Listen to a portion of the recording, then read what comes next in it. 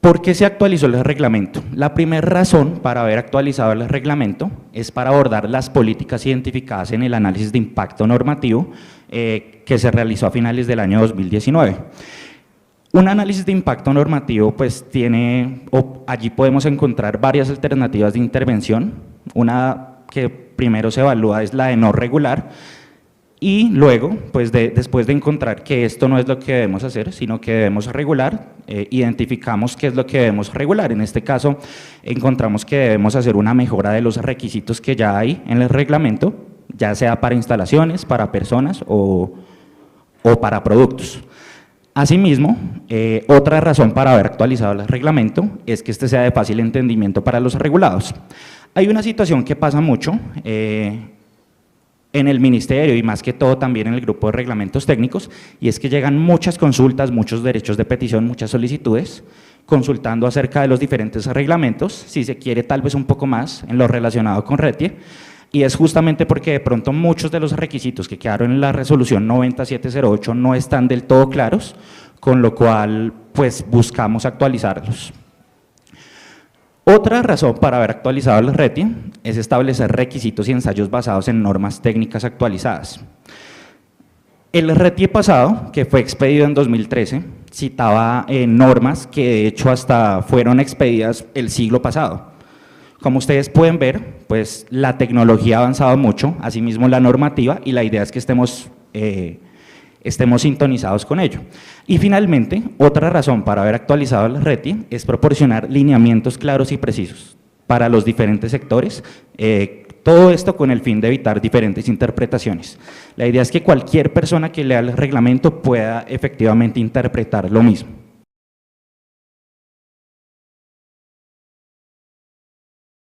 Bueno, ya iniciamos con los principales cambios del RETIE. Antes el reglamento, la resolución 9708, era un anexo general completo que contenía requisitos de todo, tenía 211 páginas. Sin embargo, por recomendación del Ministerio de Comercio, Industria y Turismo, este anexo general se dividió en 4 libros. El libro de generalidades, el libro de instalaciones, de productos y de evaluación de la conformidad. En el libro 1 quedó todo lo relacionado con disposiciones generales, definiciones y requisitos mínimos de análisis de riesgos de origen eléctrico. Todas estas generalidades que se mencionan, que se indican en el libro 1, también aplican a los libros 2, 3 y 4.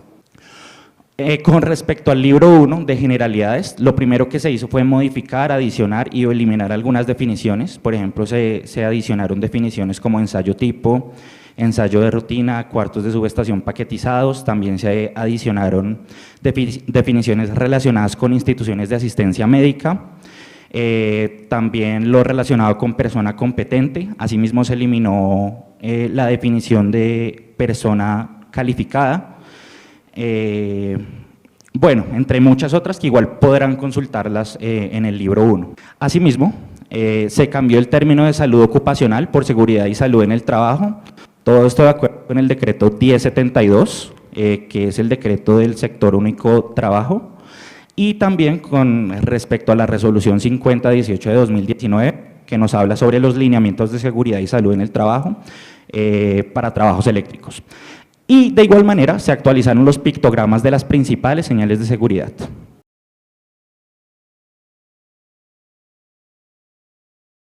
En el libro 2 encontraremos los requisitos mínimos que deben cumplir los productos de mayor utilización en instalaciones eléctricas, son 56 en total, los podrán ver en la tabla 2.1, 2.1a del libro 2.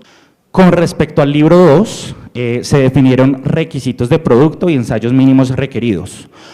Por ejemplo, productos como paneles solares fotovoltaicos o electrobombas estaban incluidos en el alcance del reglamento en la resolución 9708, sin embargo ellos no tenían definidos requisitos de producto.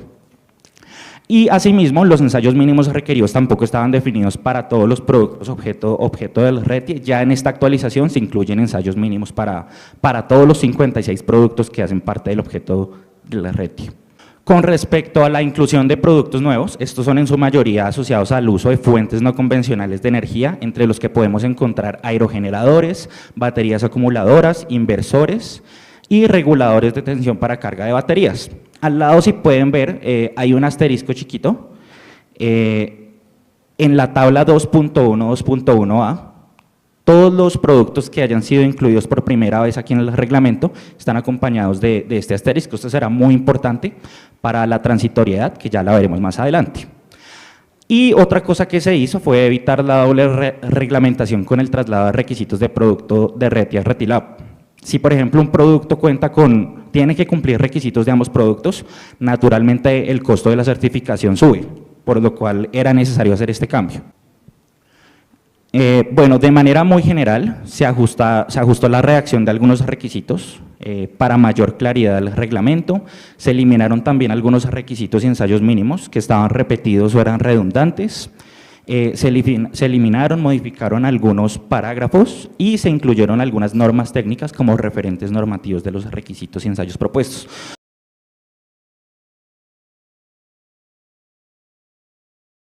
En el libro 3 también encontramos requisitos, estos aplican para instalaciones, ya sea de generación, transmisión, transformación, distribución o uso final de la energía. Con respecto al libro 3 de instalaciones, se ajustaron requisitos particulares de instalaciones de generación, especialmente los asociados a fuentes no convencionales de energía renovable. De manera muy general, les cuento que este tipo de instalaciones, las que están conectadas a red y las que están no conectadas a red, pero de mayor o igual a 10 kilovoltamperios de capacidad instalada, deben demostrar la conformidad con certificación plena. En cambio, este tipo de instalaciones que están no conectadas a red, pero que sean de menos de 10 kilovoltamperios de capacidad, deben demostrar la conformidad con respecto a declaración de cumplimiento de constructor. Otro cambio que se hizo fue incluir requisitos particulares de instalaciones de transmisión en corriente continua e incluir lo relacionado con subestaciones paquetizadas. Nuevamente, en la consulta pública nos llegaron muchos comentarios que tenían que ver con la inclusión de sistemas de protección de la fauna y la flora silvestre. Esto definitivamente está enmarcado en todo lo que tiene que ver con los objetivos legítimos del RETIE, especialmente en el cuidado de la vida animal, vegetal, por lo cual lo acogimos, era muy importante acoger esta observación. También se incluyeron tensiones en corriente continua aplicables a los anchos de servidumbre. Otro cambio que se realizó fue incluir requisitos particulares de instalaciones especiales y de equipos especiales. Una anotación muy importante es que las instalaciones fotovoltaicas antes eran consideradas como instalaciones especiales, sin embargo, con la inclusión pues, de esta nueva resolución ya no es así, sino que ahora son consideradas como instalaciones de generación. Otro cambio que hubo es el retiro de la obligatoriedad de los primeros 7 capítulos de la NTC 2050.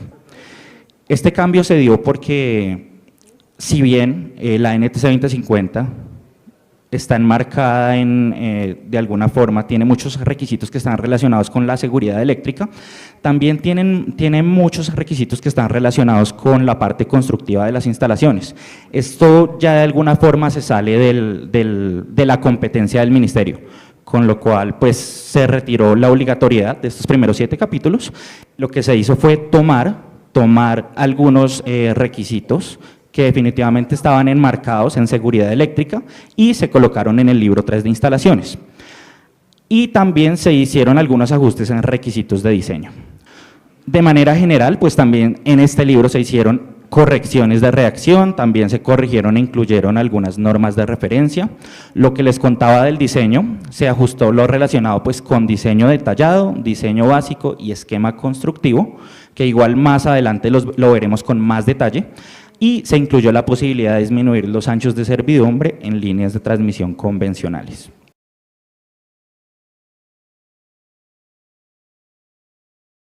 Y el libro 4, que es el de la evaluación de la conformidad, que de alguna forma se podría considerar muy importante teniendo en cuenta que es el procedimiento para determinar que efectivamente se cumplen los requisitos que están en el reglamento, ya sean de producto o de instalaciones, y los demás que encontramos en el reglamento. Y tenemos los cambios del libro 4 de evaluación de la conformidad que aplica a productos, a instalaciones y a personas. Con respecto a productos, se definieron 52 familias de certificación de producto, también lo veremos con más detalle más adelante. Habían varios esquemas de certificación para producto, uno de ellos se eliminó, que es el esquema de certificación de muestra sistema 1A, y se eliminó el concepto de equivalencia como alternativa de certificación. Como ya lo mencioné, el RETIE 9708 se había expedido en el 2013. Nosotros como ministerio debemos acogernos también al decreto 1074 del sector de comercio, industria y turismo. En él la alternativa de certificación de concepto de equivalencia ya no está incluida, por lo cual esa fue una razón para que la elimináramos. Con respecto a instalaciones, se ajustaron requisitos para la evaluación de conformidad, tanto del diseño como la construcción, como de inspección y también de operación y mantenimiento. Asimismo, se ajustaron y definieron formatos de declaración de cumplimiento para diseño. Este formato es nuevo, el de construcción que ya estaba y el de operación y mantenimiento que también es nuevo. Y de igual manera se actualizaron los formatos de inspección. Entonces, de manera general, se ajustó la redacción para dar claridad al uso de laboratorios, pues ya sean acreditados o evaluados. Se establecieron familias de producto con el fin de unificar criterios por parte de los diferentes evaluadores de la conformidad. Se ajustaron tanto los formatos de declaración de cumplimiento como los formatos de dictámenes de inspección. Se incluyó un artículo con relación al cumplimiento de norma, el cumplimiento a través de norma técnica. Ya más adelante lo veremos, sin embargo, sí quiero que quede muy claro que este cumplimiento a través de norma técnica solo aplica a instalaciones especiales, a equipos especiales y a instalaciones en minas, túneles y cavernas. Y finalmente, con respecto al esquema de certificación de personas, se disminuyeron las categorías de certificación de 9 a 7 y se ajustó el número de seguimientos. Digamos que las categorías, a manera muy general, las voy a nombrar así solo con una palabra y es los alcances de generación, distribución, transformación. Esos eran 3, luego siguen los relacionados con instituciones de asistencia médica, ahí tenemos 4. Luego sigue instalaciones especiales, que era 1, y equipos especiales, que era otro. Este se unificó. También tenemos lo relacionado con alta concentración de personas. Y con minas, túneles y cavernas, ahí teníamos 2 alcances más, también quedaron en uno solo. Y finalmente las instalaciones de uso final, que no tienen que ver con estos 3 alcances. Todas las demás instalaciones de uso final quedan en esta última categoría de certificación.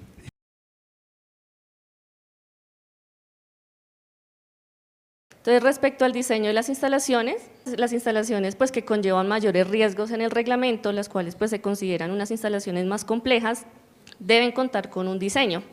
Ese diseño debe ser ejecutado por profesionales de la ingeniería, cuya especialidad está relacionada con el tipo de obra a desarrollar. Muchas de las comunicaciones o consultas que nos han llegado respecto a los técnicos, de que por qué los técnicos ya no pueden diseñar. Entonces, en eso sí les queremos aclarar que eso de que los técnicos no puedan diseñar no es una decisión del reglamento, no es una decisión del grupo, sino que fue emitido por una sentencia que emitió la Corte Constitucional, en la cual modifica la ley, ya les digo el número, la ley 1264/2008, que era la que les daba la facultad a los técnicos de diseñar. Entonces, con base en esa decisión, en esa sentencia, nosotros tuvimos que ajustar el reglamento. En ese caso es importante precisar que si bien no pueden diseñar, sí pueden elaborar esquemas constructivos, sí pueden construir instalaciones y sí pueden realizar operación y mantenimiento. La única diferencia es el tema del diseño. Entonces, en cuanto a las instalaciones que requieren diseño detallado, pues acá hay algunas de las instalaciones que están dentro del campo pues, de aplicación del reglamento, no están todas, pero les mencionamos algunas, todas están en el artículo 432. Entonces, dentro de las instalaciones están las instalaciones, las centrales de generación eléctrica, las líneas de transmisión, que son las que están por encima de 57.5 kilovoltios, las redes de distribución, las subestaciones de alta y extra alta tensión, los equipos paquetizados, las instalaciones de uso final clasificadas como especiales, los procesos de generación con fuentes no convencionales de energía conectadas a la red de uso general o individuales, a pesar de no estar interconectadas pues, a la red general, siempre y cuando tengan una capacidad instalable mayor o igual a 10 kVA. las instalaciones básicas localizadas en edificaciones con más de 4 cuentas, las instalaciones residenciales, comerciales, gubernamentales de capacidad instalada superior a 10 kVA, lo mismo instalación de túneles, minas, cavernas subterráneas y la instalación de equipos especiales. El diseño básico aplica para los siguientes casos. Entonces son las instalaciones eléctricas de vivienda unifamiliar y multifamiliar cuya capacidad esté de 7.5 kVA y menor o igual a 15 kVA con tensión no mayor a 240 voltios. Que no tengan ambientes o equipos especiales y no hagan parte de edificaciones multifamiliares. Y también a los ramales de redes aéreas rurales hasta 50 kVA y 13.2 kilovoltios, pues por ser consideradas de menor complejidad. Entonces, ahí en donde está diseño básico se dice qué es lo que debe contener esos diseños. Entonces, en cuanto a las instalaciones que requieren constructivo, que son las que decimos que ahí sí pueden, digamos, los técnicos también intervenir, son las instalaciones que no requieren diseño por su baja complejidad y por tanto pues se pueden soportar en unos estándares basados pues en capacitación técnicos, tecnólogos o ingenieros. Entonces, esto le aplica a las instalaciones básicas individuales de capacidad instalable menor o igual a 7 kVA y tensiones no mayores a 240 voltios, que no estén señaladas en el artículo 331, que es el de diseño, para los siguientes tipos, que son instalaciones domiciliarias o similares, instalaciones de pequeños comercios e instalaciones de pequeñas industrias. Entonces, esto es algo nuevo que se incluyó en la actualización del reglamento, no estaba en el anterior, en la 90.708 solamente hablamos de declaración del constructor. Ya en este caso se incluyó una declaración de cumplimiento del diseño para darle la responsabilidad también al diseñador. Entonces, acá están como algunos, pues digamos como el formato, se dejó un espacio para desviación de requisitos porque mucha gente nos pregunta también que si pueden tener desviaciones o no, porque de pronto el espacio no da o hay algo que por el tema del solo espacio ya no pueden cumplir con algún requisito. Entonces hay un campo para desviaciones, pero esas desviaciones deben estar justificadas técnicamente y debe también tener su correspondiente análisis de riesgo, porque la idea es que ningún ajuste o ninguna desviación que haya al reglamento pues vaya en contra del objetivo que tiene el reglamento, que es la seguridad de las personas.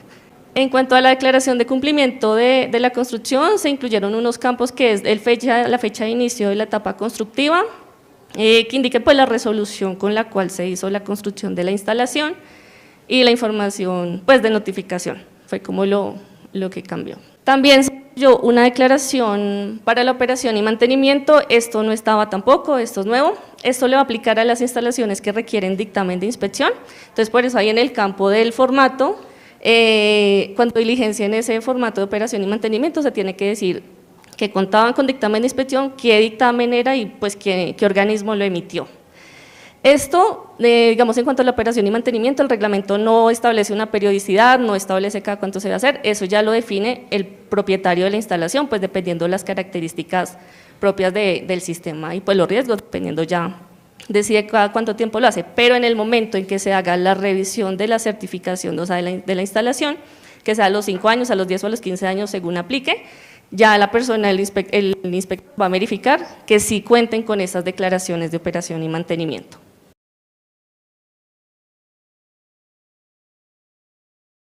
En cuanto al capítulo 2, ahí en el capítulo 2 del libro 3 está todo lo que tiene que ver con el proceso de generación. Se incluyeron, pues digamos, las instalaciones ya asociadas a lo que son con fuentes no convencionales de energía.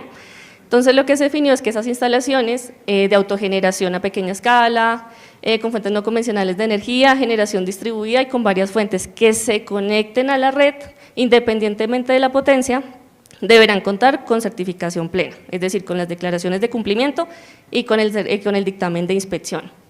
Igual aplica para las instalaciones de autogeneración y cogeneración a pequeña escala que no se conecten a la red, pero que sea con una potencia superior o igual a 10 kVA.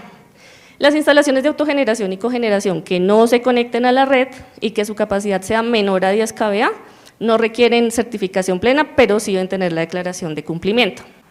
Bueno, en el artículo 318.2 se habla sobre las instalaciones de generación que tengan varias fuentes de energía. Entonces, ahí lo que se establece son como algunos requisitos, tanto con fuentes convencionales como no convencionales, pues que le apliquen para centrales de generación. En los requisitos para el proceso de generación de uso final, entonces ahí lo que se establece es que en los procesos de generación y autogeneración que no estén conectados a la red y que vayan únicamente a alimentar la instalación de uso final, deben cumplir con el artículo 318.3, que son las de varias fuentes de energía, y cumplir con los requisitos establecidos pues, para cada uno de los productos los requisitos de instalación de los productos que estén en el reglamento y que hagan parte de esa instalación. En requisitos generales para instalaciones de generación de energía eléctrica con varias fuentes, entonces también se incluyen requisitos aplicables a la instalación de generación de energía eléctrica que operan en paralelo con varias fuentes primarias de electricidad, ya sea para instalación de uso final o para la generación ante interconexión con la red pública.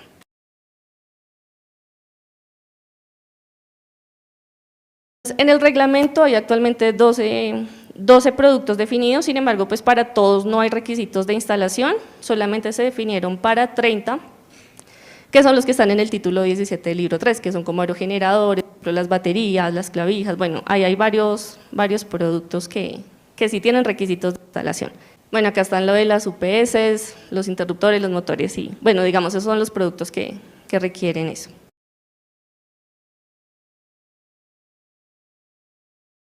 En el capítulo 3 se encuentran todos los requisitos que son asociados a las líneas de transmisión.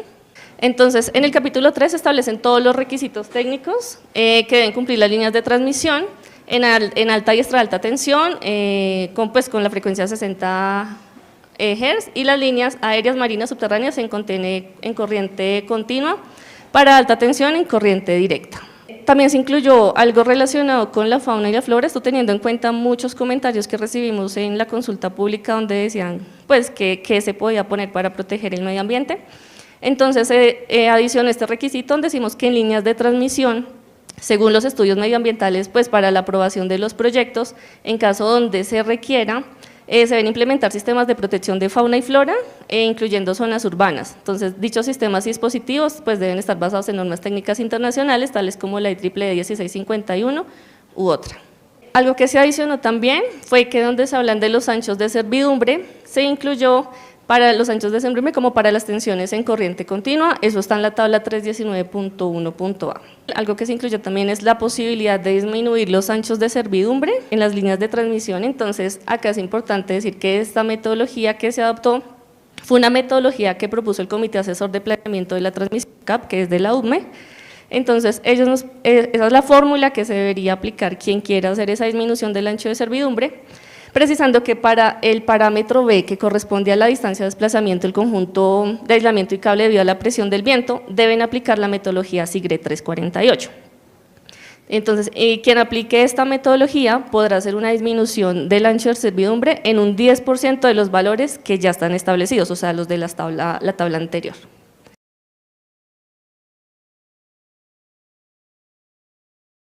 Bueno, en el capítulo 4 hablamos de redes de distribución. En cuanto a distancias de seguridad, no cambió mucho respecto a lo que estaba en la resolución 90708. Aquí lo que se hizo fue fusionar la tabla 13.1 y la figura 13.1 del RT vigente, pues que quedó ahorita como compilado en una sola tabla como para mayor entendimiento.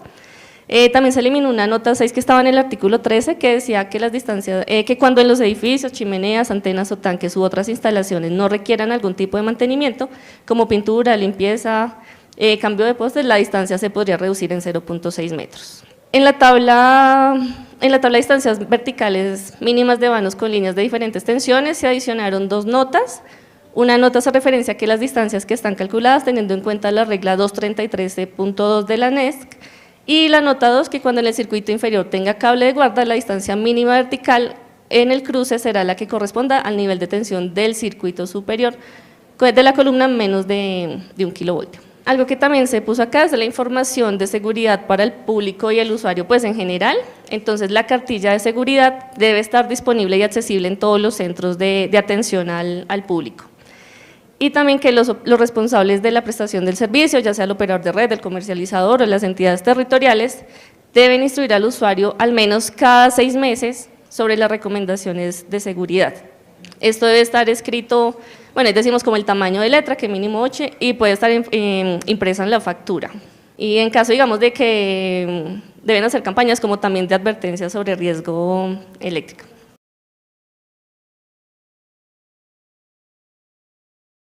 En el título 23 del libro 3 vamos a encontrar toda la clasificación de las subestaciones.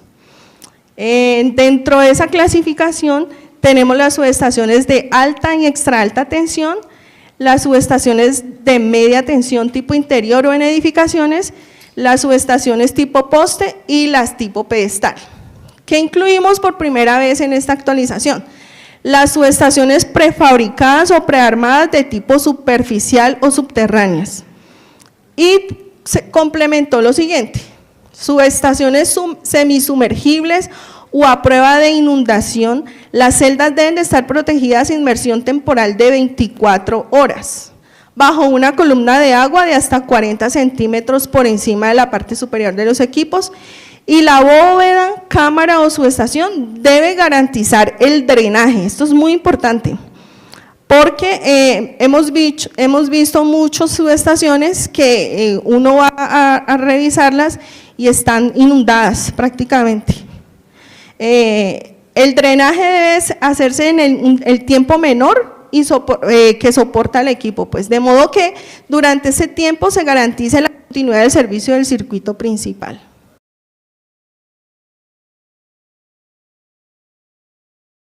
Incluimos por primera vez los requisitos asociados a los cuartos de subestación paquetizados o prefabricados. Estos cuartos de subestación paquetizados o prefabricados ahora tienen requisitos también en producto, solamente si el cuarto de subestación contiene un transformador. Y los requisitos asociados a este tipo de instalaciones también se incluyen y están incluidos en el numeral, en el artículo 323.5. Ahí pueden encontrar todo eso. Este tipo de instalaciones pues se va a certificar como una instalación de transformación asociada a uso final, cuando se vaya a dictaminar. Es muy importante informar que este tipo de instalaciones se van a dictaminar cuando ya estén en la instalación, conectadas con el resto de la instalación, porque también nos dimos cuenta que se estaban dictaminando en el lugar de la fabricación, ¿sí? Sin ni siquiera estar conectado al resto de los equipos. Entonces, en esta actualización, para no dejar interpretaciones, dijimos, listo, si la tiene que dictaminar cuando ya esté en operación, cuando ya esté en el lugar de la instalación.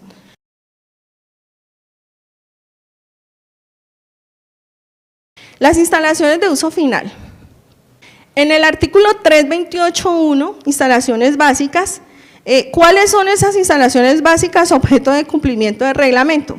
Pues son las instalaciones de baja complejidad y riesgo, incluyendo las redes externas de baja tensión, tanto para uso particular como destinadas a prestación del servicio público de la electricidad. Aquí sí dijimos, ese tipo de instalaciones debe dar cumplimiento a todo lo establecido en el 110 de la NTC 2050, segunda actualización. Entonces, para demostrar cumplimiento de una instalación básica, tienen que tener en cuenta los requisitos que incluimos en el artículo 328.1, más todo lo incluido en la NTC 110-2050, segunda actualización. Los productos, esto es importante, esto que voy a decir. Como nosotros en el reglamento ya no tenemos todos los tipos de instalaciones especiales que contaban la NTC, entonces hay algunas que había una que era equipos de cómputo o algo así, eso ya no es una instalación especial, pero esos equipos que son prefabricados o prealambrados, que tienen productos del campo de aplicación incluidos ahí dentro de ese prealambrado, como interruptores, tomas, multitomas, extensiones, cables, esos productos son objeto de cumplimiento, pero la Super los podía revisar porque cuando entraban esos productos decían que era una excepción, pero nosotros en la 90708 decimos se pueden exceptuar si no son instalaciones especiales. Como esto ya no está considerado una instalación especial, es muy difícil que la Super vaya a hacer esa revisión cuando monten el registro. Entonces nosotros, para mitigar ese posible riesgo, dejamos un parágrafo en este tipo de instalaciones que dice lo siguiente: los productos que se encuentren incluidos en la tabla 2121 del libro 2, que se incorporen o hagan parte de los sistemas de alambrados prefabricados, muebles y divisiones de oficinas prealambradas, deben demostrar la conformidad mediante alguna de las alternativas indicadas en el numeral 421 del libro 4. Eso se debe revisar en el proceso de inspección de esa instalación. Entonces, si bien no, por buce no van a pasar, porque eso ya lo tenemos claro, no va a pasar por buce porque no es una instalación especial, si el inspector que vaya a inspeccionar esa instalación, sí debe solicitar que esos certificados los certificados de producto, de los que estén incluidos en la tabla 2.1, que estén incorporados en esos divisiones prefabricadas y por cualquiera de las alternativas que nosotros tenemos en el numeral 4.2.1 del libro 4. Otra cosa que colocamos es que las viviendas y edificaciones prefabricadas deben cumplir lo establecido en el presente artículo. O sea, si se van a dictaminar una vivienda o edificación prefabricada, debe hacerse conforme al artículo 328.1 y la NTC 110. El artículo 328.2, instalaciones provisionales, ¿qué dijimos? Colocamos que son las que se construyen pues para suministrar el servicio de energía a un proyecto en construcción con un tiempo de vigencia hasta la energización definitiva. ¿Qué fue lo que cambió acá? Nosotros incluimos ya que esa instalación provisional tiene que ser de verdad provisional y no definitiva, que es lo que está pasando en algunas instalaciones. Al considerarse provisional, no podrá tener un periodo superior a 6 meses. ¿Eso qué quiere decir? Que el operador de red, si han pasado los 6 meses y el dueño de la instalación no ha solicitado una prórroga, él tiene que quitarle esa provisionalidad y obligarlo a que se certifique, porque eso pasa. Yo he ido a instalaciones, los que no me conocen, yo también soy experta técnica en ONACA, y en instalaciones que hemos visitado, hemos encontrado instalaciones con provisionales de hasta 5 años. Esto es importante, ya 6 meses, y pues obviamente no todas las instalaciones van a poder cumplir a los 6 meses, pero solicite una prórroga sustentable pues con el dueño de la instalación. En el artículo 328.3 están las instalaciones especiales. He de decir también que las instalaciones especiales son únicamente las que están aquí.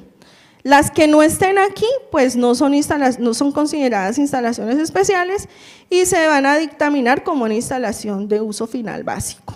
En el 328.3.1 se encuentran las de lugares clasificados como peligrosos. Dentro de esos lugares clasificados como peligrosos se están incorporando las estaciones de servicio de gasolina. Las estaciones de servicio de gasolina se dictaminaban antes de acuerdo a la NTC 514. Ahorita pues prácticamente estas instalaciones son un área clasificada. Entonces se va a dictaminar como área clasificada y pues las instalaciones de las oficinas siempre son un uso final básico. Las instituciones de asistencia médica son las que están en el 328.3.2. No se consideran instituciones de asistencia médica consultorios que no tengan equipos de diagnóstico, tampoco las clínicas veterinarias. Ahí está súper explicado en el numeral 328.3.2 cuáles son esas instituciones. Los edificios para usos agrícolas o pecuarios, las casas flotantes y palafíticas, las viviendas móviles, vehículos recreativos, remolques estacionarios, los ascensores, escaleras y andenes móviles y rampas para el transporte de personas, los equipos de rayos X, las celdas electrolíticas, los equipos de galvanoplastia, piscinas, fuentes y similares, bombas contra incendio, sistemas de emergencia. Los sistemas de alarma contra incendio tampoco son clasificados en esta actualización como una instalación especial. Esas ya no son instalaciones especiales. Esto es nuevo, túneles y cavernas. ¿Qué incluimos en túneles y cavernas? Tenemos 3 tipos de instalaciones asociadas a túneles y cavernas. La primera son las instalaciones provisionales para la construcción de túneles y cavernas y se encuentran en el 328.5.1. Cabe resaltar que toda la iluminación de los túneles ya no está en RETIE, están en RETILAB. Van y buscan en RETILAB todo lo asociado a la iluminación de túneles. 32852, instalaciones definitivas en túneles y cavernas, y el 32853, instalaciones de más de 1000 voltios en túneles. Instalaciones eléctricas en minas. Estas tienen que cumplir lo establecido en el 328.6. Para este tipo de instalaciones y para las de túneles, minas, las de túneles y cavernas, hicimos el año pasado una mesa de validación técnica, que aquí veo algunos que nos apoyaron en esa mesa, y lo que quedó aquí fue el resultado de esas mesas. Entonces incluimos los requisitos generales, el sistema de conexión a tierra en instalaciones de minas, los requisitos para los equipos y la clasificación de áreas en minas subterráneas.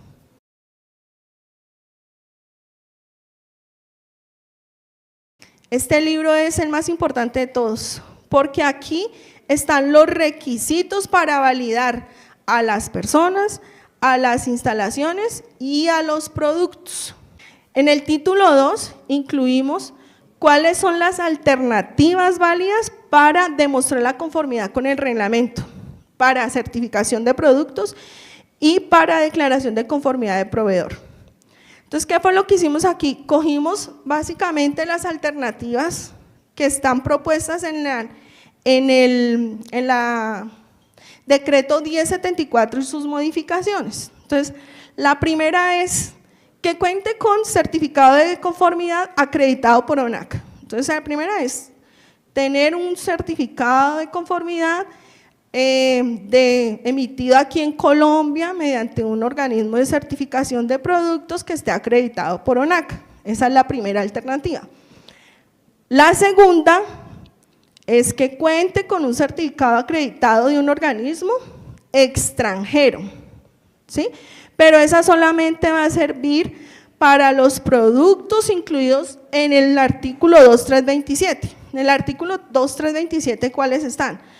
Los equipos especiales, las de las instalaciones especiales, los de asistencia médica, esas tres, sí, los de equipos especiales, instalaciones especiales y las de asistencia médica. Si ustedes traen uno de esos productos que están categorizados en el artículo 2327, demuestran la conformidad súper fácil, es con un certificado acreditado extranjero que obviamente dentro del campo de aplicación, dentro del alcance de ese certificado, diga que es para ese producto y que la norma con la que se certificó tenga alcance para ese tipo de instalación. Lo que yo les contaba, nosotros ya tenemos la herramienta, está incluida en el micrositio de RETI, se llama reconocimiento de norma técnica, es simplemente ustedes aplican, pinchan ahí en la pestañita, digitan los datos y listo. Si en ese Excel que despliega, donde nosotros tenemos algunas normas que ya sabemos, ustedes encuentran que no está la que ustedes requieren, nos envían la información a menergia@minenergia.gov.co con la ficha técnica del producto y la norma. Nosotros verificamos eso en el ministerio y si esa norma sí le aplica a ese producto y si ese producto sí se encuentra dentro del campo de aplicación de los que se incluyeron en el numeral 2327, pues nosotros la incluimos ahí en esa herramienta y la pueden descargar.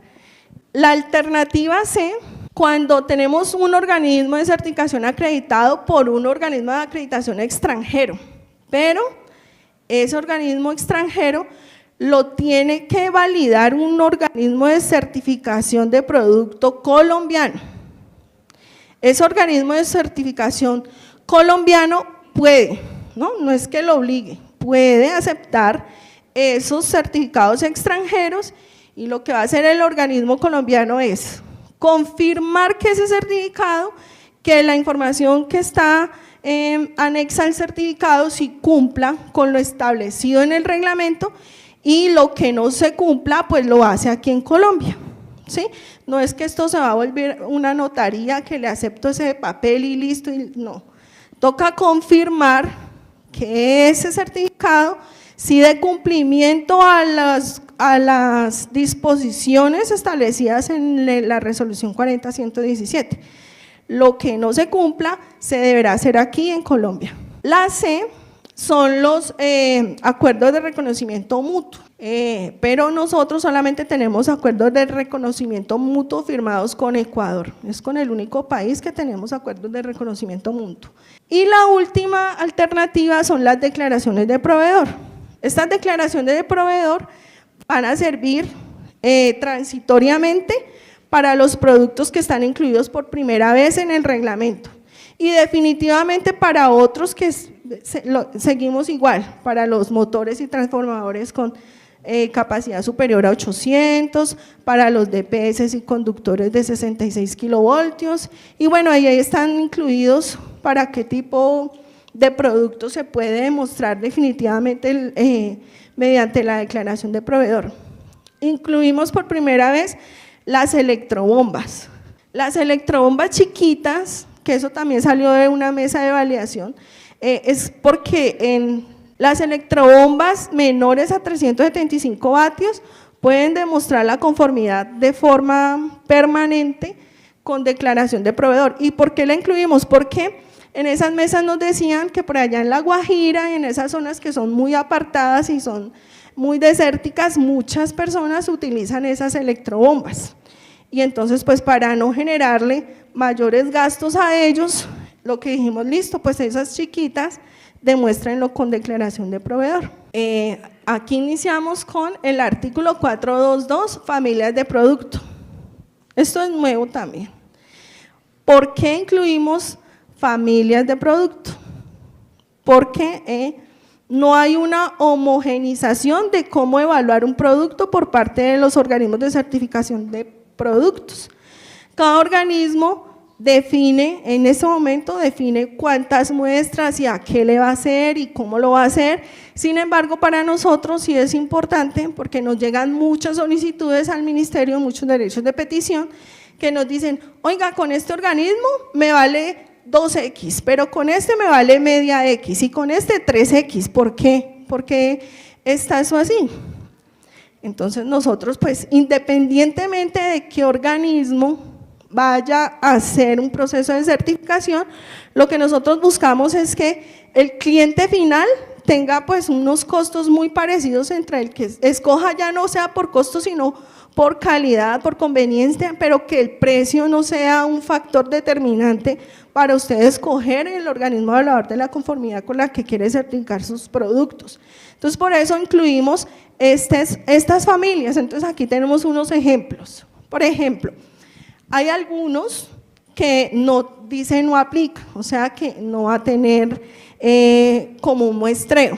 Cabe resaltar también que si tenemos familia y subfamilia, se debe tomar al menos una muestra por subfamilia. Si no tiene subfamilia, pues una muestra por familia, por lo menos, al menos.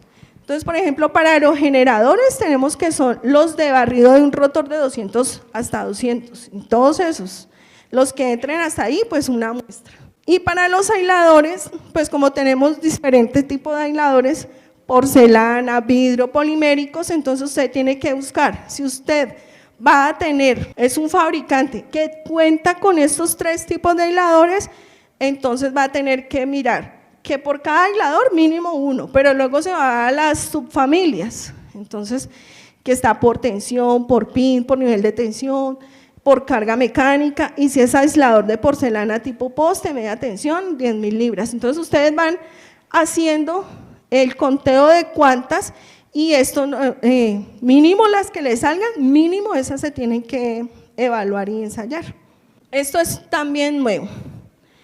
Vamos a tener unos requisitos asociados al contenido mínimo del certificado de producto, empezando por la identificación inequívoca del producto. Para los fabricantes que están por fuera de Colombia o que vienen con certificado extranjero, pues eso pasa por BUCE, y BUCE sí le va a pedir que tenga la identificación inequívoca, pero para los fabricantes nacionales, al no pasar por BUCE, pues ellos no estaban obligados a tener un certificado bien descriptivo. Entonces encontrábamos certificados en el mercado que decía tablero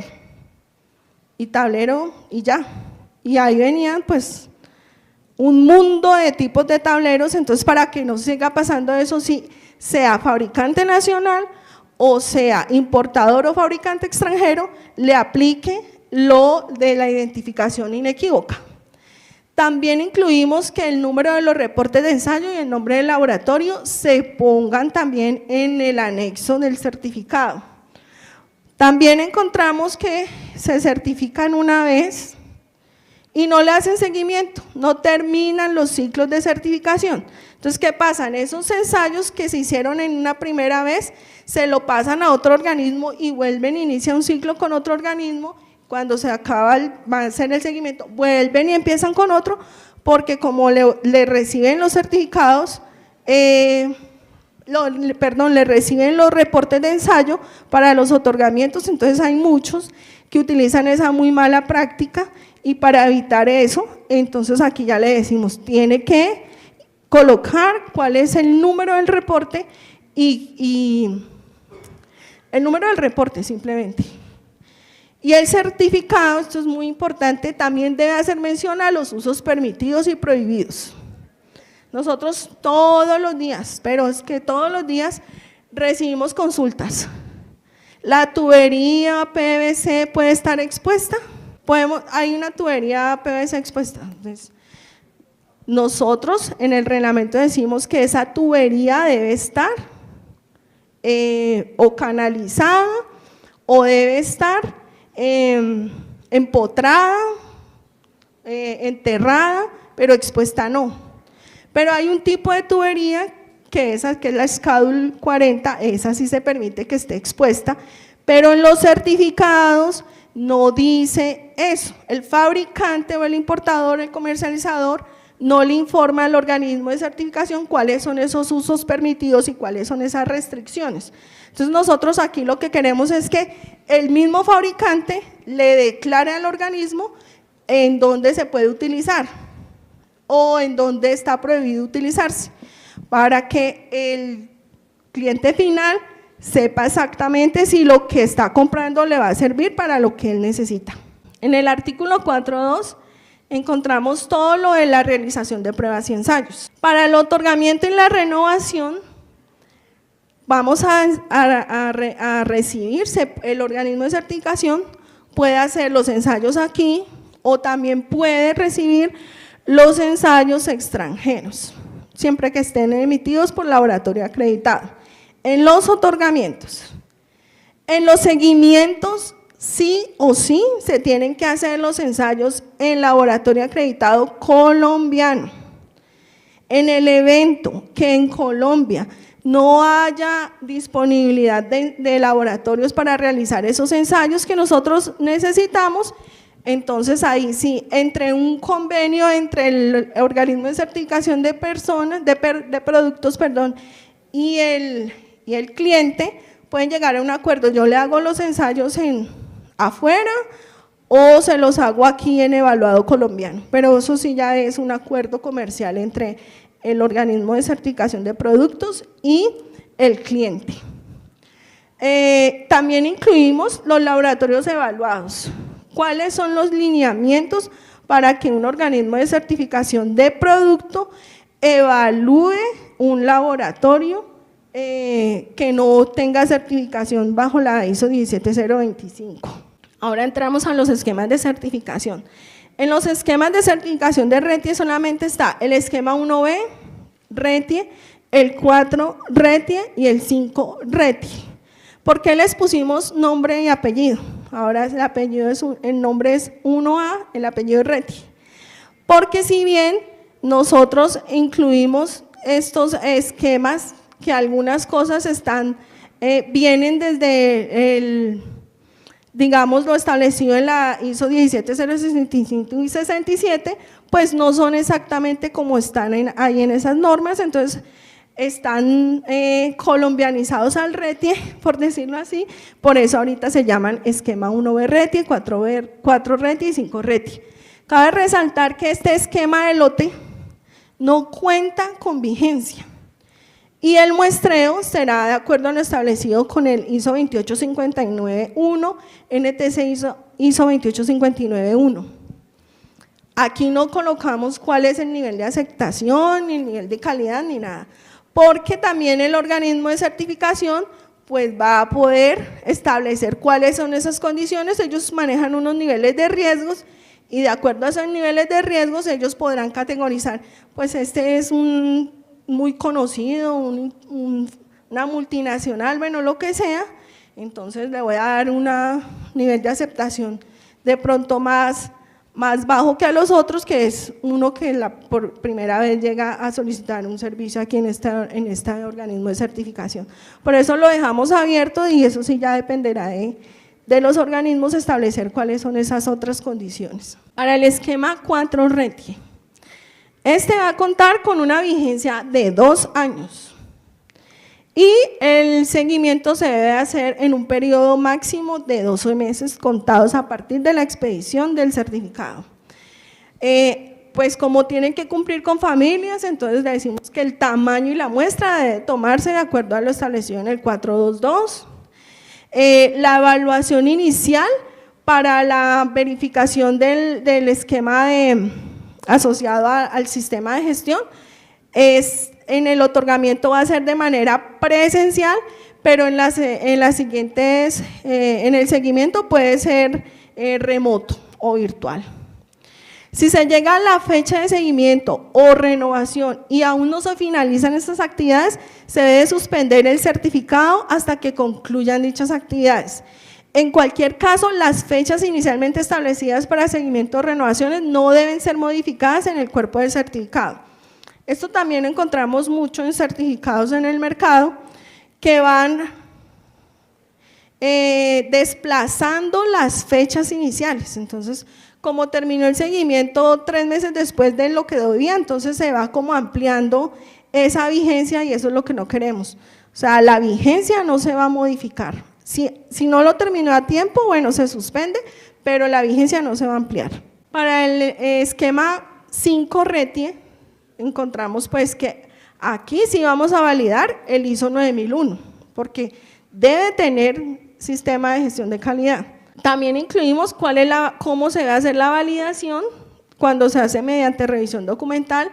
El tamaño y muestra también tiene que cumplir con lo establecido en familias en el 422 y que el sistema de calidad tiene que estar vigente, obviamente, si no está vigente pues como si no contara con certificado de calidad. Y lo mismo que en el 4, si se llega a la fecha de seguimiento o renovación y no se han finalizado las actividades, se suspende el certificado, pero las fechas establecidas no se van a modificar. Este tiene una vigencia de 5 años y va a tener un primer seguimiento máximo a los 12 meses y el segundo seguimiento es máximo al mes 32. Una vigencia amplia y solamente 2 seguimientos. ¿Por qué colocamos esos seguimientos al mes 12 y al mes 32? Porque ustedes pensarán, bueno, ¿por qué no se dividió eso en 3? Lo hicimos así para poder garantizar que sí se logre finalizar el ciclo de certificación. Porque al mes 12 yo hago nuevamente todo, pero si yo soy de esos pajaritos que estoy de un lado al otro, en el siguiente organismo me va a tocar volver a empezar y ya no me van a validar esos reportes porque en el reglamento decimos que los reportes pueden tener solamente una vigencia de hasta 12 meses, pero si yo tengo acá, cumplo mi primera vigencia, pues la siguiente es al mes 32, eso me va a hacer atractivo para yo seguir con mi organismo de certificación inicial y poder completar el ciclo de certificación. Ahora vamos al título 3. ¿Cómo vamos a demostrar la conformidad de las instalaciones? Entonces, las construcciones nuevas que se incluyen por primera vez dentro del campo de aplicación son las de túneles y cavernas, que ya se las mencionamos. Todo lo de generación asociado a uso final.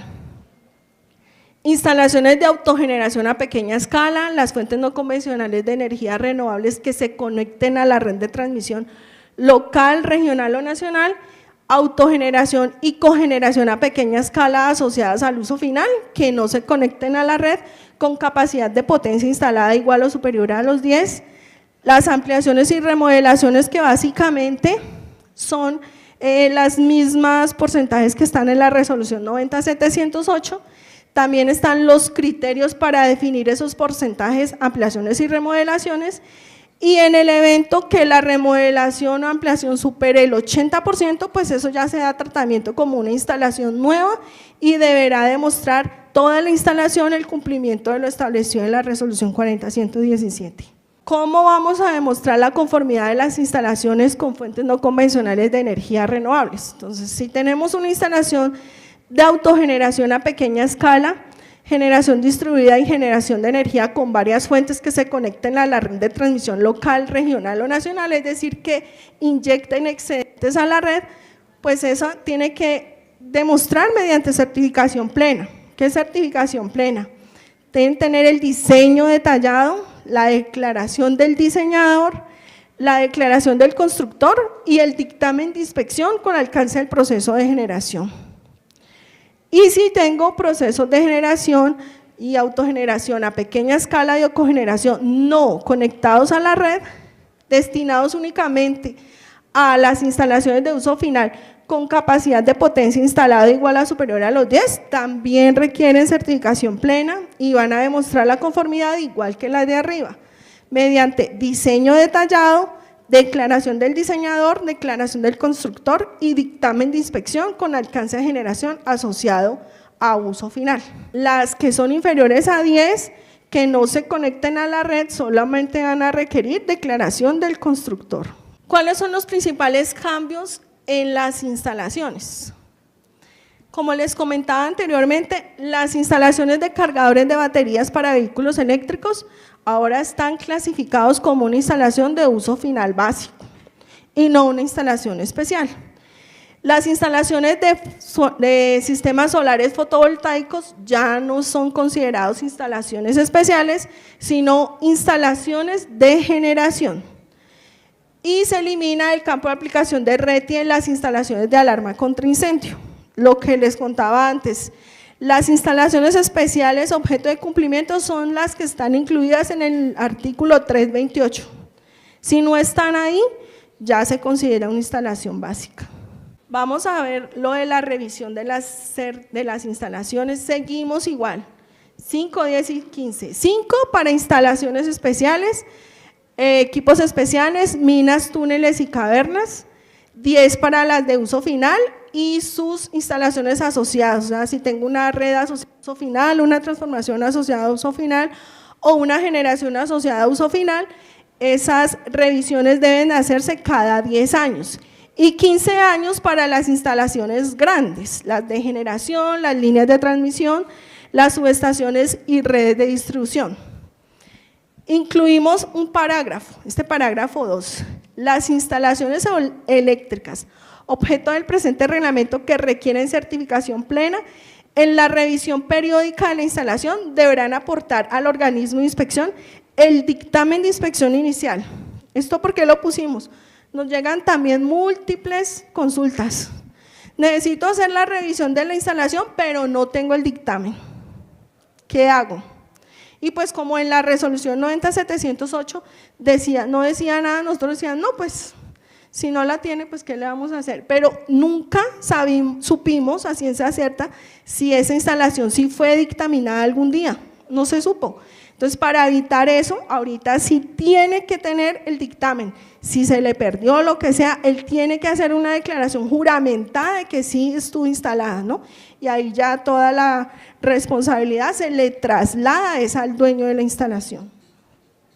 En caso de no disponer de estos, el dueño o tenedor de la instalación debe emitir una declaración juramentada de que la instalación contaba con los respectivos dictámenes, indicando las razones por las cuales no dispone de los mismos.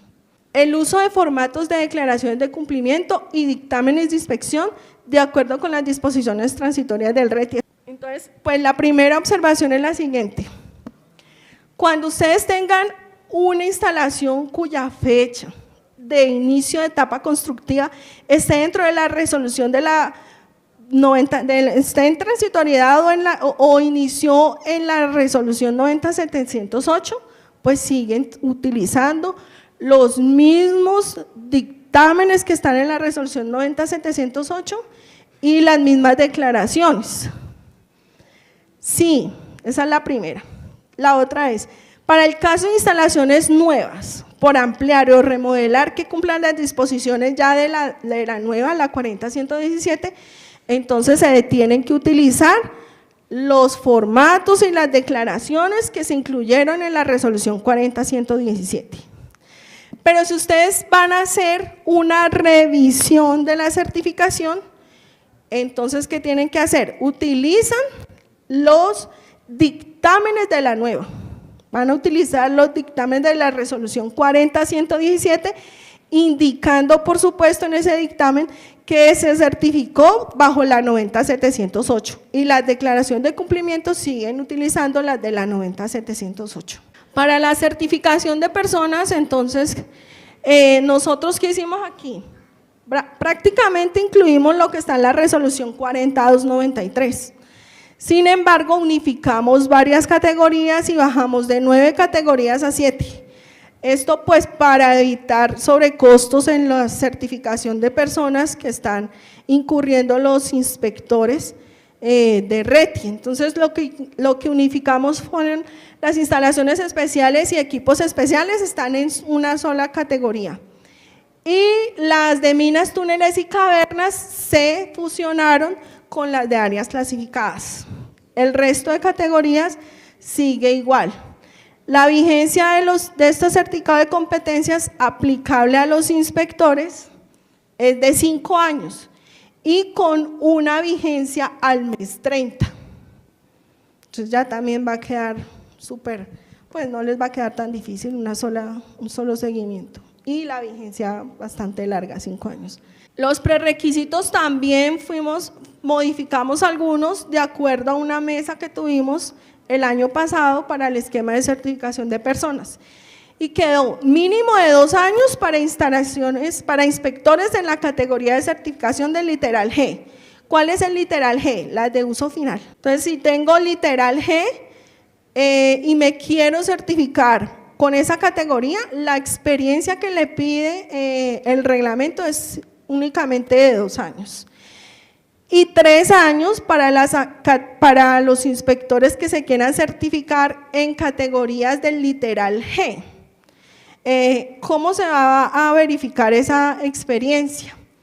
Puede ser en diseño, construcción, operación, mantenimiento, o también como inspector de instalaciones eléctricas de la misma o similar categoría en la que se solicita la certificación.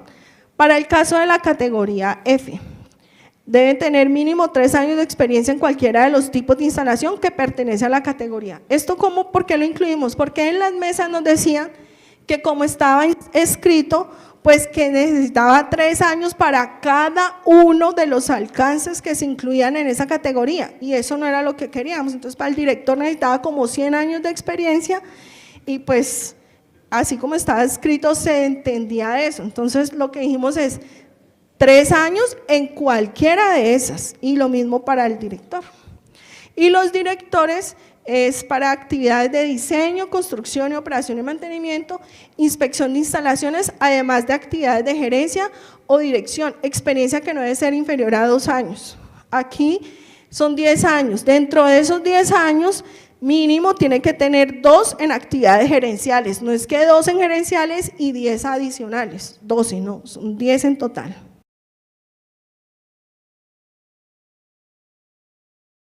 Transitoriedades. La transitoriedad de los productos antiguos, por decirlo así, que ya vienen del campo de aplicación del RETIE, son 15 meses. Si tienen conceptos de equivalencia que se emitieron a esos productos, esos conceptos también tienen una transitoriedad de 15 meses.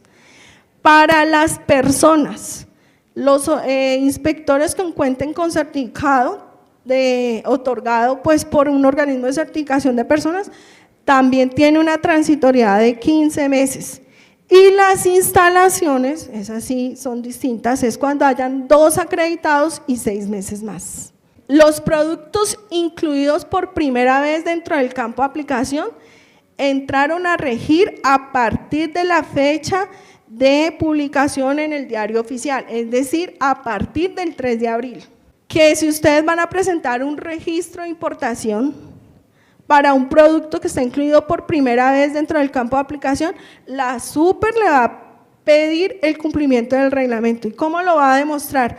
O con declaración de proveedor, o los que se pueda, que se permita, con el reconocimiento de norma técnica que le aplica únicamente a los incluidos en el artículo 2327. Entonces, los productos para instalaciones especiales, equipos especiales, minas, túneles y cavernas, pues van a ser con reconocimiento de norma técnica con el artículo 428. Aquí están los equipos de rayos X, vale la pena precisar que son los convencionales. Y los demás productos que no están categorizados como dentro del 2327, que son los aerogeneradores, inversores, baterías, reguladores, arrancadores, selectores de posición, cuartos de subestación paquetizados o prefabricados, van a poder demostrar la conformidad mediante la declaración de proveedor. Vale la pena resaltar que esta declaración de proveedor es transitoria y solamente se podrá utilizar hasta que hayan 2 organismos acreditados y 6 meses más. Transitoriedad para las instalaciones. Hasta 6 meses contados a partir de la acreditación del segundo organismo. Mientras tanto, estamos en transitoriedad y las instalaciones pueden seguir cumpliendo con lo establecido en la resolución 90708. Después de transcurrido esos 6 meses, las instalaciones deben cumplir pues, los requisitos de la resolución 40117 de acuerdo pues, a los alcances de la instalación. Para las personas van a tener una transitoriedad de 15 meses y en el proceso de seguimiento o renovación programado durante este periodo, o sea, programado por ONAC para hacerle las vigilancias al organismo de certificación de personas, es organizado por el organismo de certificación de personas para los inspectores, para certificar los inspectores. Ellos pueden empezar a actualizar sus categorías. ¿Eso qué quiere decir? Que si yo soy un inspector y ya salió la resolución 40117 y ese organismo que me certificó a mí ya cuenta con la acreditación de la 40117, en mi próxima actividad de vigilancia o seguimiento, yo le puedo decir a ese organismo que yo quiero adelantar mi actualización y no voy a esperar a que finalicen los 15 meses de transitoriedad, lo puede hacer antes. Una vez finalicen esos 15 meses, el inspector que no haya actualizado su certificado de conformidad de competencias, pues no puede seguir fungiendo actividades como inspector.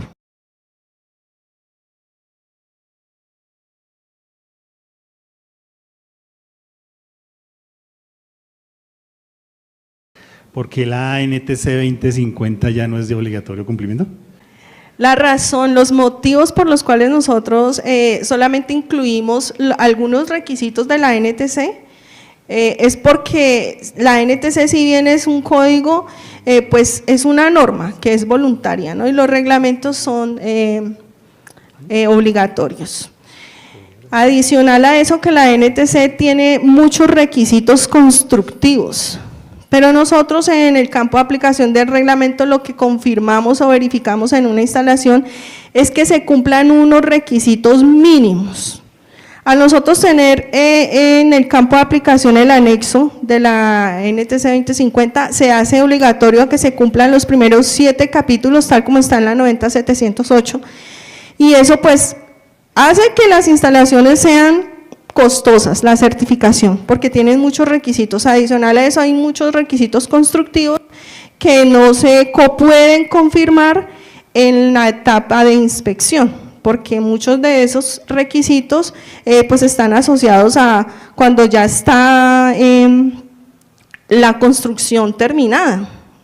Entonces, por eso nosotros en esta actualización lo que hicimos fue recopilar cuáles son los ensayos de seguridad aplicables a los tipos de instalación que están dentro del alcance del RETIE y los trasladamos a la resolución 40117. Entonces, en el libro 3, ustedes cuando lo lean van a decir, esto tiene que hacerse, verificarse de acuerdo a la NTC 110 no sé qué, bueno, ahí está el numeral, y esos son los numerales que son obligatorios en el campo de aplicación del RETI. Los que no estén ahí, pues no son obligatorios. Sin embargo, si los constructores siguen queriendo realizar sus construcciones en cumplimiento de toda la NTC 2050, perfectamente lo pueden hacer, eso no les implica que no los construyan teniendo en cuenta ese código.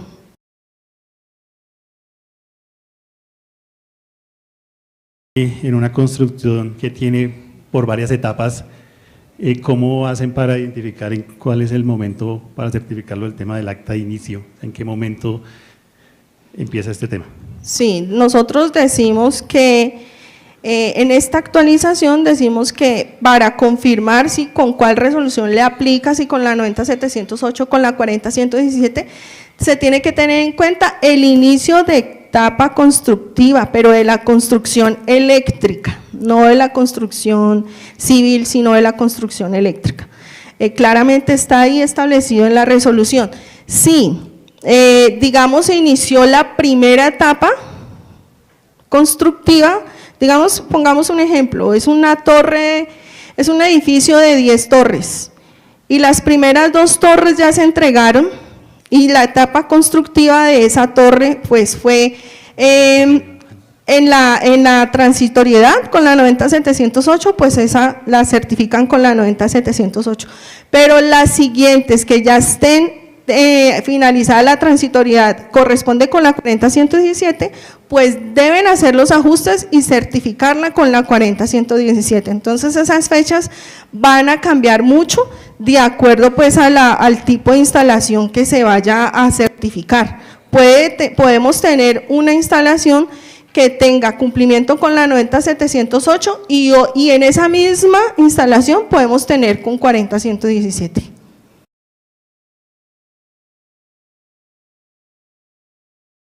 ¿Los técnicos electricistas pueden firmar? Pueden firmar la declaración de constructor y las declaraciones de operación y mantenimiento, por supuesto que sí. La declaración del diseñador no, por los temas que ya Jenny les había comentado, tenemos que atender las disposiciones de una sentencia.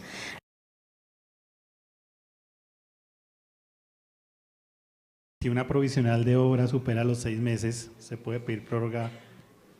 ¿Por cuánto tiempo? ¿Cuántas veces? No, desde cuánto tiempo no, eso ya es claro que puede pedir prórroga, pero eso ya es un convenio entre el constructor y el operador de red. Claro que tiene que sustentar el tiempo, ¿no? Porque si yo le digo, no, pues deme 2 años, pero ¿por qué 2 años? Tiene que sustentarlo y el operador de red, acá hay operadores de red, ¿cierto?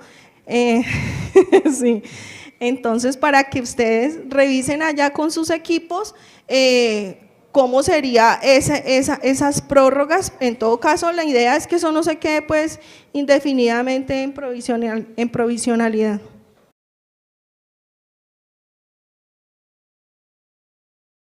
Es el tema de las revalidaciones, ¿no? Entendiéndose que, digamos, el RETI de 2013 pues ya hablaba del tema de las revalidaciones para 5, para 10, para 15 años. La revisión de la instalación. No. Entonces, ¿qué nos puedes hablar eso pues para que efectivamente en la actualización del reglamento pues ya esto ya se empiece a aplicar? Sí. Desde la resolución 90708 está la obligatoriedad de que hagan la revisión de la instalación, pero realmente lo que nosotros nos hemos dado cuenta es que solamente la cumplen las de estaciones de servicios de gasolina, y eso porque tienen que cumplir con otra resolución de hidrocarburos, también del ministerio, y no les dan como los permisos para seguir funcionando si no cumplen RETI, y las otras no. Entonces nosotros aquí en esta resolución sí decimos que si no hacen la revisión de la instalación, pues el operador de red podrá, en los casos que no lleguen a un acuerdo, desenergizar la instalación.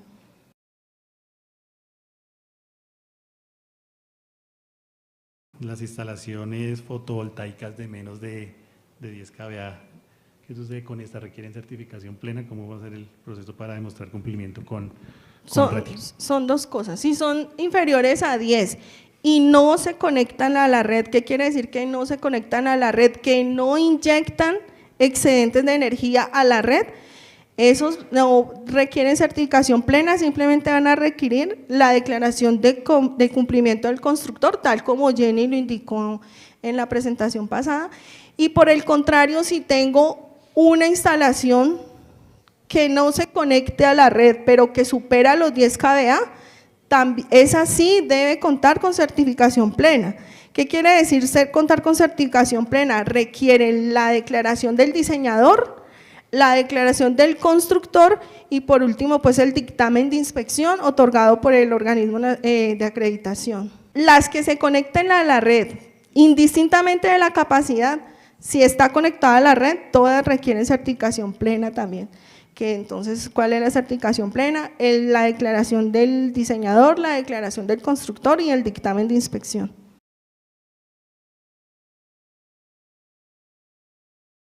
¿Cuál debe ser primero o qué recomendaciones das a aquellas instalaciones que requieran tanto certificación RETI como certificación RETILAB? No nos cruzamos. No, la iluminación de emergencia ya no está en RETI, se pasó a RETILAB. Ya no nos vamos a cruzar, ya todo lo de iluminación está en RETILAB y lo que es objeto de cumplimiento de RETI es todas las redes eléctricas. Y todo lo de iluminación está allá, entonces no nos vamos a cruzar. No va a haber una instalación que requiera cumplir ambos reglamentos, pues. Alumbrado público, las luminarias son de RETILAB y las redes son nuestras. Por eso estoy diciendo, las redes son de nosotros. Ahí, pero no es que necesitan los dos porque alumbrado público es solamente la iluminación y las redes son nuestras. O sea, no es que tenga que certificarse las dos, siempre ha sido así porque es independiente, la red es una cosa y la iluminación es otra. Y en el evento que necesiten las dos, pues con alcances distintos, pero que una instalación tenga que certificarse las dos tipos de reglamentos, en el RETILAB sí quedó la obligatoriedad de que primero tengan que tener RETI para poder después hacer RETILAB. Eso sí quedó en RETILAB y los compañeros de RETILAB en la presentación de la tarde los van a complementar esto.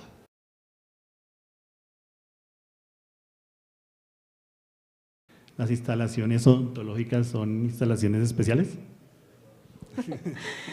Sí, el consultorio odontológico tiene equipos de diagnóstico como los que se establecen en el reglamento, entonces eso sí es una institución que está categorizada como institución de asistencia médica.